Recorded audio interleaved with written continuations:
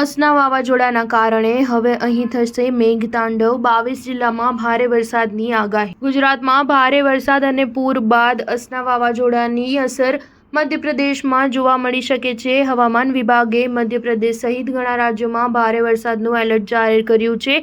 મધ્યપ્રદેશમાં ચોમાસું ફરી એકવાર સક્રિય થયું છે અને અનેક જિલ્લાઓમાં ભારે વરસાદની આગાહી કરી છે। પરિસ્થિતિને કાબૂમાં લેવા વહીવટીતંત્ર પણ સતર્ક થઈ ગયું છે। હવામાન વિભાગની આગાહી અનુસાર મધ્યપ્રદેશના હરદા, બેતુલ, દેવાસ, ખરગોન અને બુરહાનપુરમાં ભારેથી અતિભારે વરસાદની આશંકા છે। ભોપાલમાં 5મી સપ્ટેમ્બર સુધી ભારે વરસાદ પડી શકે છે। ઇન્દોર, રતલામ, શાજાપુર, ઉજ્જૈન, ખંડવા, રાયસેન, ધાર, શિહોર સહિત 22 જિલ્લામાં ભારે વરસાદ થઈ શકે છે। રીવા, સતના, જબલપુર, ગ્વાલિયર, સાગર, દમોહ અને શહડોલ સહિત 28 જિલ્લાઓમાં હળવાથી મધ્યમ વરસાદની આગાહી કરવામાં આવી છે। અસના વાવાઝોડું પૂર્વ વિદર્ભ અને તેલંગાણા તરફ આગળ વધ્યું અને 2 સપ્ટેમ્બરે સાંજે 5:30 વાગે વિદર્ભ અને તેની નજીકના મધ્ય ભાગો પર નબળું પડ્યું। હાલમાં આ વાવાઝોડું વિદર્ભ અને પશ્ચિમ મધ્યપ્રદેશ તરફ આગળ વધે તેવી શક્યતા છે। ત્યારબાદ દેશ સંપૂર્ણપણે